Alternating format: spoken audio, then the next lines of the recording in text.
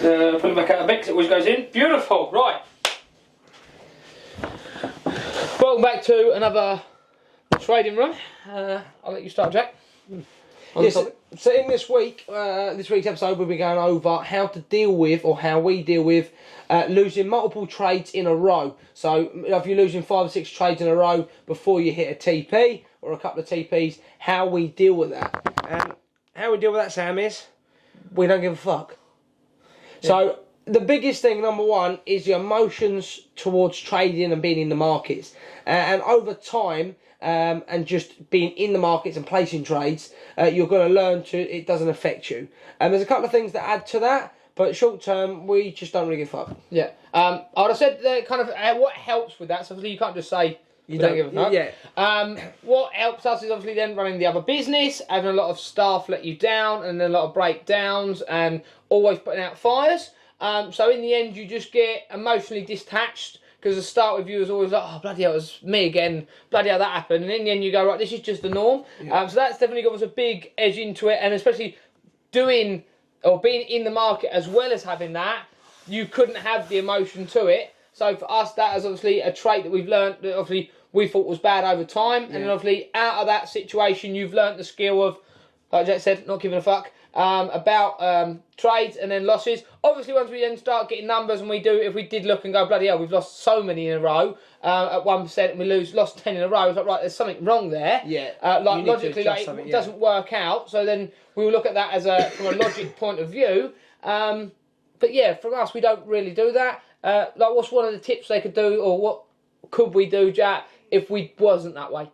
So if you had, let's say you had four trades in a row that you've lost. Yeah. Biggest thing is going to be your risk. Yeah. So how much you're risking per trade. So if I put 1% on it, I'm only 4% down. But if I was risking 2 or 3%... So if you had a £100,000 account, keep it simple, that's what everyone wants to go for. If you've got a £100,000 account and you've lost 4 trades in a row, you've only lost £4,000 out of 100,000, so you've still got 96,000 in your account. Yeah. You're not fast. Obviously you got the drawdown, but... Of course, yeah. But if... And that's a 10% drawdown normally. Yeah. Or 5% drawdown, obviously, for a day. But if you're risking 2%, and this is the difference there, if you're risking 2%, and you've got 5 trades in a row you've lost, now you've done 10% of your account. So risking, risking, 1, keeping a flat risk, and 2, obviously, keeping that risk low. You're not going to obviously gain silly amounts back, but you're not after that. You're after a constant flow of profit. On large-scale capital is what we're after. Developing from that, obviously the main point of when you look at trades, or from how many you've lost now, you'll look at it over like a quarterly or then a yearly perspective instead of monthly. Because then you might look at it and go, I had a really bad month like November, December and January, but then the rest of the year was all good. So when I looked at obviously that wasn't over a year, but if you looked at that from a year's point perspective, you could go, actually, I still made 35%. From November to November, like I said, there's 40% in there or whatever it was. So then it's not a loss. But even though them 3 months were pretty bad. Yeah. So that's another thing, is zooming out from that picture and... Not looking at weeks and months, but look at quarters and yearly. And if you can go, right, I've got 100,000 and I want to make... And I'm up 35% of that. You made 35,000. But yeah, opening up and stepping back and going, right, we're not worried about what happens weekly, and we're not too fussed what happens monthly. Is quarterly and yearly what our returns are going to be. That's quite a big one. I think it helps to zoom out and have a look at that. Well, it always helps us with the other businesses. You've got to zoom out and you've got to kind of see what's going on. And then once you zoom out, you can see where you are going right, where you're not, where you're putting your time, where you're not. And going from there with that. Yeah. But also, what you also got to think of, if you built your own strategy or you're using our strategies for trading, when you build the strategy, you know it's only got a certain percent strike rate. So, like for MSBC or MSBC, at the minute, for me as a trader, using them strategies, I'm at about 30 to 35% strike rate. So I know if I place 10 trades, I'm going to lose 7 of them before I make 3 TPs. And that could be that I have 3 TPs in a row and then lose 7. Yeah, and like you say, if you're only posting Or it could be I lose 7 and then gain 3. Or it mixes up. Yeah. So you could lose 3, have a TP, that means you're in 2% in profit. So you're 3% minus, then you're 2% in profit, and then so it's vice versa. You've got to... work with it. As a trader, you're going to lose trades and you're going to lose multiple in a row. And that's why we made last week's video on risk to reward ratio, just so that you can work out where that is. So you can go, right, okay, even though we are, or Jack has lost, so you could say for the last quarter, 7 trades out of the 10, for instance. When then you put it over this side, it's like, well, okay, that sounds bad. But if we actually use logic here in the maths, and we made 5% back over per that trade. side, And we're up overall. If I said to someone, oh, I placed 10 trades and I've lost 7, they'd be, well, shit, mate, you're a proper shit trader. Yeah. But then when you say, actually, I only lost 7%, but I made 15% over here. Yeah. And I'm 8% up. You go, oh, hold up. So you're 8% up. How? And it's just being. And then you could, over time, you can see that, okay, right, that is me consistently. Yeah.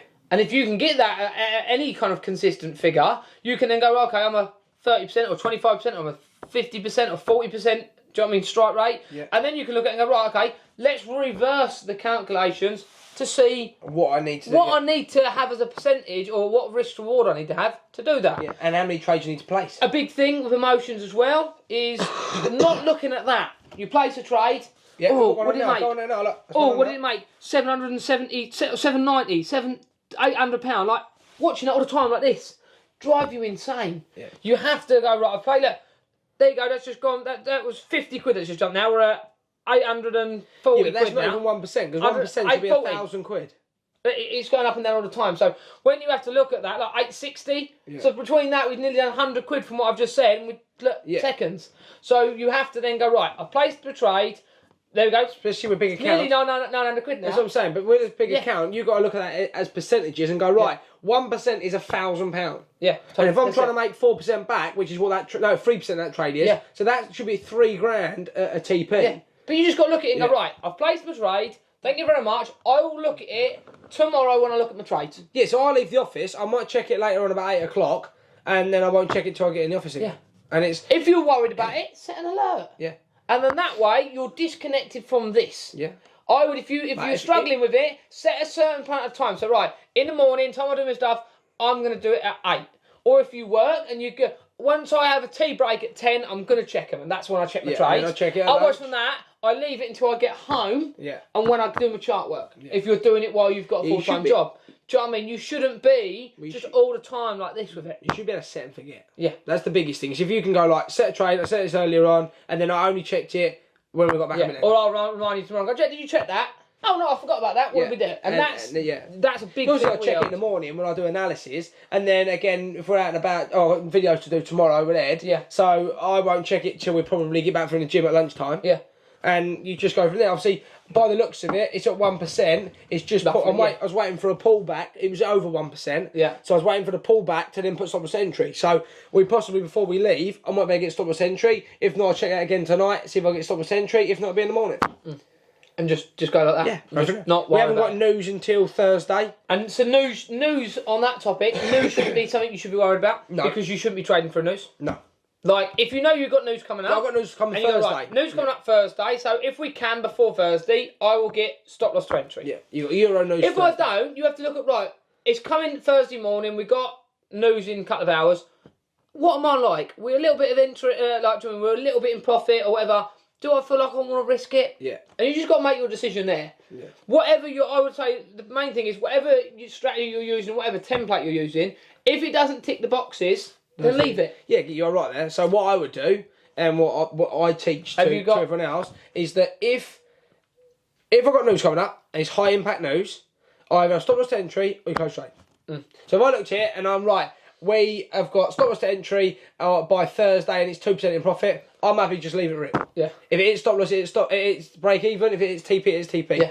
But if I looked at it and it comes to Thursday and we're still at like 300 quid, or like 0.3% or 0.5%, I'll just go, you know what? I can't have stop loss entry, so I don't want to lose the 1%. No. But I'll just take my 0.5% and step away from the trade. Yeah. And then if it did, by instance, the news did push it the correct way and did hit TP, that's just a luck of what it was, because it could have turned it the other way and lost your 1%. Yeah. So in theory, be happy with that you had 0.5% or 0.25% profit, or even a 0.25% loss. And that is, I think, a nice way to do it when you get booked, and we are going to get some coming out. Yeah, just a tick sheet. Like a tick sheet, yeah. Well, like we've got them on there, I just need to get them booked. Checklist. Yeah. Oh, you got them on there still? Yeah, trade checklist still on there. print them out or use them online. We'll try and set up a digital one as well at some point. But if you can use that, yes, you can use it. You can then you can just go, right, instead of me thinking emotionally, does this set it up? Has it ticked all my boxes? No, right. Well, let's wait for that to tick. Well, that's what I did earlier. It doesn't tick. Okay, we didn't get in it. Obviously, then you can go the other way where you could have had 3 trades in a row that hit TP when you check them, but you never entered because it didn't have that one thing. Yeah. And that's another area that people forget about where you can get your emotions in trading, is that then you see winning trades that kind of set up, but was missing 1 or 2 things that did hit. And then that's the same thing where you have to get unemotional from that and realise, but it just didn't go with my sheet. Yeah. Because what'll happen is you'll have 2 or 3 of those, you'll enter one, it didn't hit your EMAs or your pullback, your Fibonacci wasn't correct, and then boom, out the trade. And then you're like, and then you go, oh well, I should have listened to my sheet, and then you've lost 1%. And the market's just putting you back in your place with your emotions and just going, right, no, thank you very much. Yeah, the price check. We've all been there. I'm sure yourselves, you'll go through it, and then we all learn the hard way. I'm sure everyone's mums and dads have told them not to do stuff or how to do stuff, and then you come along and you think, how did he know that? Yeah. Our dad's done that quite a lot. Yeah. You think he knew that? It's just because they've done it before. Yeah, you've learned and you've done it. So yeah, you just got to do the reps, as Alex Hormozy would say. Do the reps, and just work on it. Place trades. Yeah. If you're not comfortable with it or you're losing serious money on your own account, step back to a demo and run that for a quarter or for 2 months until you get comfortable again, and then go again. But yeah, it's the biggest thing for losing trades is just don't care. Risk only 1% or 0.5%, and just do not care what the trade does. As long as it's ticked all your confluences on my sheet, your sheet, then it's happy. Like earlier on, I went through, right, it's hit this, it was on that weekly zone, we had this EMA cross, we had this engulfing candle, my risk rewards right, bang, enter. Thank you very much. And another thing is, which I know about this week, I didn't train Sunday, twitching.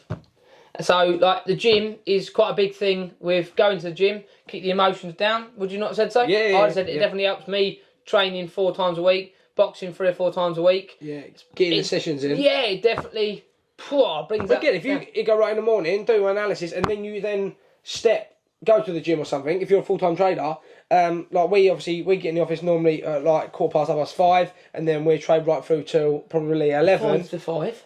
11, obviously, at least we have breakfast and things in between that, but then we go to the gym to break the day up and step you out of the computer and out of the office. We just gossip, don't we? It's nice. You get there, obviously, yes, we do put some heavy sessions in, and you do come back feeling really sore like Friday. Yeah, that was the Saturday we was dead. But yeah, I think it just then we have a chat, especially if you've got a training partner, and it just helps to get yourself out, you can have a few chats about things. Like I say, you're still not away from the charts because they're in your pocket. But I don't check them when I'm at the gym. No, because I've just come away from them. I don't want to look at them again. But otherwise, like you say, you're back into it straight away. So your 3 things are control your emotions, risk. Let me go again. Yeah, you're dying. Dying there. I've got sore throat and tonsillitis coming on, people. So we've got. Control your emotions. So, getting yourself your outlet, whether that's walk with the dogs like I do in the mornings, or going to the gym. Do you know what I mean? Having a social life, whatever you need. So everyone's got different ways, but trying to deal with that emotion in a different way than staring at them charts, staying them all the time, and just keeping on that. Yes, don't no good. Watch the computer. That's that. Like you said, number 2, just risk 1%. If you're that worried, on some of our accounts, on some of the funded accounts we only risk 0.5%. Because we want to keep that account for as long as possible. So if they haven't got great... it's a marathon, not a sprint. Yeah, if they haven't got great, not returns, but like drawdown rates, we all just put it down to 0.5%. Because we want that account for as long as possible. I want to build up my capital from them as well as my own capital. I don't want to keep every 3 months, found another account, or dropped another account, we've got to build it back up again. Dropped another account, got to build it back up again. Yeah, you're in a That's not flowing, because you're then losing the amount you would have gained by losing the account. Yeah, you've got to look at what your reward is. If you give £500 for the account, or to pass one, let's say you pass 1 out of 2, you put £1,000 down of your own money to get 1 account back. If you've only had that for 2 months and you've had a couple of %, and you've got to pay out and then you failed it, you've not made a great return from. And then you've got to wait another 3 months to get one again. Yeah. And then number 3 was long term. Think long term. Yeah. Zoom out. Look at quarters and years with your trading and the amount of trades you're placing. and all sorts of data. Like I say, everyone, I don't know, everyone says this, but when you actually find good mentors or, do you know what I mean, people that are educating, trading's not easy. The actual trading itself is still like trying to fight or get into any industry. Of course it is. You have to learn to trade. Yes, yeah. learning the trading is not I'm a trader in 5 minutes and you're done. Yeah. No. But Yeah. problem is, 'cause a lot of people pursue that because you can just copy trade, but it's not. It's like, right, it's graph. You've got to learn it. You've got Hours to in the be chart, disciplined. yeah. But once you've done it, if like anything, if you went, I went as a trader and you went as a doctor. Yeah, for instance, to probably take the same thing. Yeah, 4 years masters, to your professional. You're doing it full time. You're earning good money out of it, but you've got to go to work every day. Yeah, I'm capped You've to got where to I am. travel somewhere. You've got to deal with other people. Trading, I'm not capped. I'm No not capped to a customers. location. Yeah. I can make It's just the reward on it. returns I That's want. what makes it so nice. The reward of nowadays, we haven't got to be like in them big buildings with desks. We can be at home. We can be out with the kids. We can be at the gym. You can be on holiday. Anything you want. Yes, okay. We're not just this. Yeah, we're not sitting on the beach drinking cocktails. Do you know what I mean? All the 24/7. time. No, of course you not. have to work the work in. Yeah. That's why we're down here at 5 o'clock in the morning. Because we want to get as much chart time as well. Obviously, we've got other things going on, but that's what happens once you become a trader. You get that, you put all the work into getting to that place where you're at, and then you find your time back because you're profitable. You've got some funded accounts. You've got your own capital, and then you're like, well, now I'm bored. Yeah. So then you start other things. Because you do 2-3 hours a day. You know what? Actually, now I start. Because you was doing 10 hours a day. But what am I good at? 12 hours a I'm day. good at trading. Well, I can teach other people how to trade. Yeah, I can do or that. I can invest. Yeah, So let's get into crypto. Let's get into property. I'm doing both. Let's get into I'm cars. trading. I'm teaching people how to trade. Yeah, I'm getting them into crypto. yeah. I'm looking at property. We're in the gym. We've We're in got cars, cars. Yeah. yeah. So yeah, you just keep filling your time up. But well, thank you very much for watching another trading room video. Yeah. I'm losing it today. Yeah, I am. right. Like I say, anything you want topic-wise, chuck them down at the bottom. Obviously, we just goes on topics that we think is relevant for that week or so, or that we've had experience with in the last couple of weeks. So if you do want something, just chuck it in there or chuck it in the chat, and we can chuck a topic on it and get some questions answered. If you've got questions, chuck them in the chat as well, and we'll go from there. Right, we'll see you next week. Remember, less trades, more capital. He's lost it today, I'm telling you. I'm gonna have to Less trades, more capital. So we were after. Right. Means more profit. Go on. It's bad. I'm coughing like a goblin. Right, there we go.